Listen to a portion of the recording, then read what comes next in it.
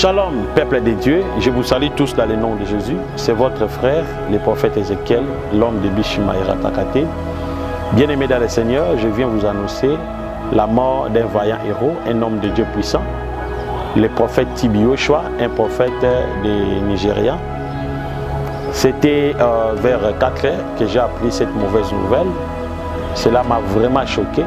C'est un homme de Dieu bien-aimé. J'ai vraiment été influencé, surtout de sa façon d'enseigner le peuple de Dieu.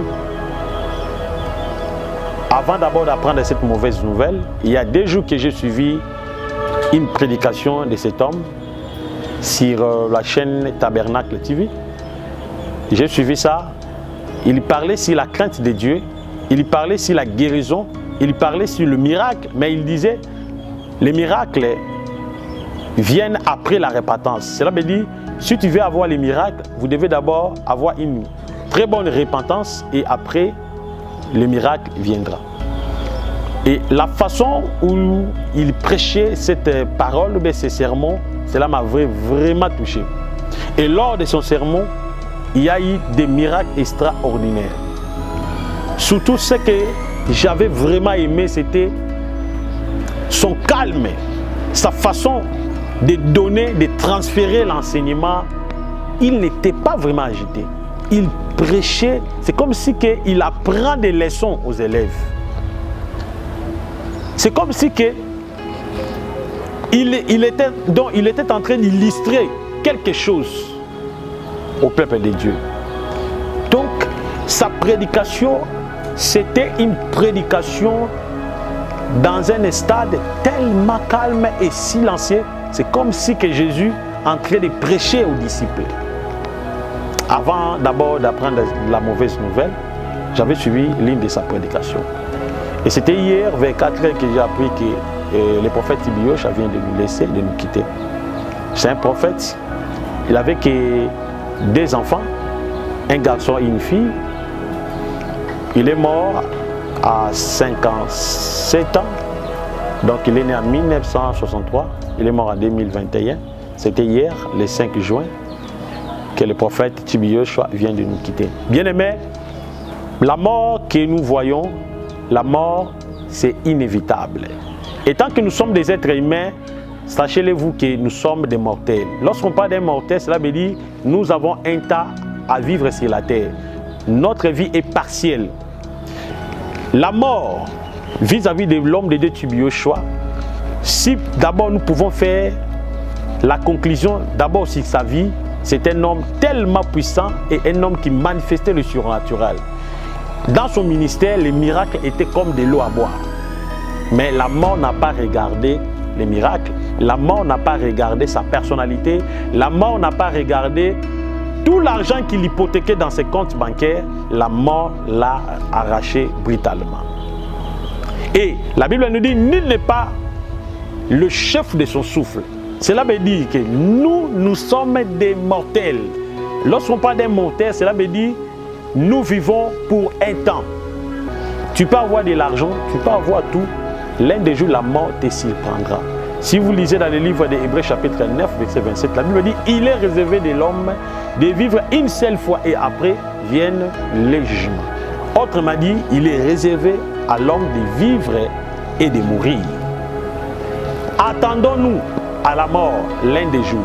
Aujourd'hui, tu peux te manquer de l'homme de Dieu Tibi Joshua, comme il vient de nous quitter, mais comment un homme de Dieu puissant, il ressuscitait des morts, il avait des miracles, il faisait aussi des miracles extraordinaires, comment il peut nous laisser? Bien-aimé, c'était son temps et c'était son jour. Dieu a comptabilisé sur chaque individu de vivre selon le nombre de jours qu'il a prédestiné avant qu'il soit d'abord un être humain. Par exemple, Dieu t'a prédestiné de vivre pendant 50 ans, 60 ans. Un jour, 1 heure, pendant 72 heures, cela dépend que de la prédestination. La mort ne peut pas être précoce. La mort, c'est la volonté de Dieu. Lorsque tu vis sur la terre, sache-le très bien que après des heures, ou bien après des mois, ou bien après des années, tu laisseras la terre.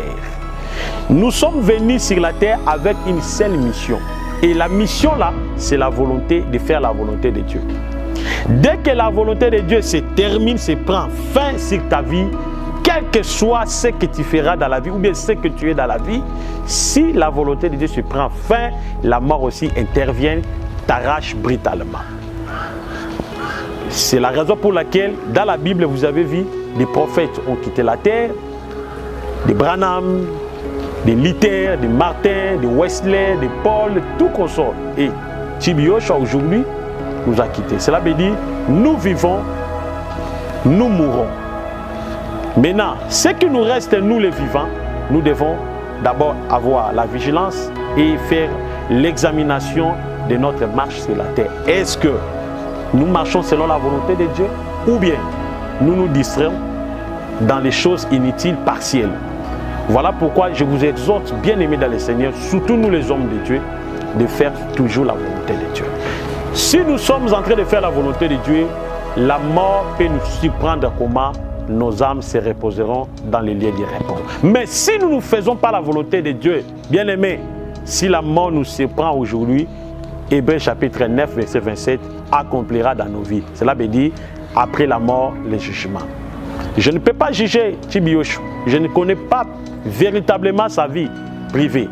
Mais moi, ce que je sais, TB Joshua confessait le nom de Jésus, il prêchait Jésus et puis il faisait les miracles dans le nom de Jésus. Et aujourd'hui et présentement, à cette heure, à ce même instant, TB Joshua est devant Dieu, en train de bavarder. Il est en train de donner le compte rendu de ce qu'il avait traversé sur la terre. Et toi aussi, tu peux te manquer. Tu te manques de TB Joshua, mais sache-le que l'un des jours, toi aussi, tu mourras. Personne ne restera sur la terre. Personne. Tant que Jésus tarde, nous tous, il y a un seul chemin, c'est la mort. Et la mort, c'est quoi? C'est la séparation de l'âme et l'esprit. C'est ça la mort, c'est un voyage. Avant que nous soyons des êtres humains, nous étions d'abord des esprits. Nous sommes venus sur la terre pour un seul but, faire la volonté de Dieu. La volonté de Dieu, ce n'est pas seulement que tu sois prédicateur ou bien un sacrificateur.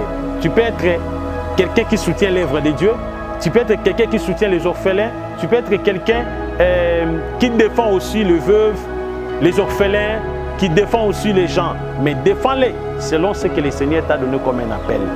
Et le jour où tu mourras, tu puisses rendre les bonnes œuvres de ce que tu as fait sur la terre. Voilà pourquoi nous devons donner l'essentiel à la volonté de Dieu et faire ce que Dieu veut. Repentons-nous, abandonnons le mal et le péché. La terre, c'est rien que vanité. Comme Salomon disait, vanité de vanité, tout est vanité. Pourquoi il avait dit ça? Parce qu'il avait 5000, il avait 1000 femmes. Il a couché avec 1000 femmes.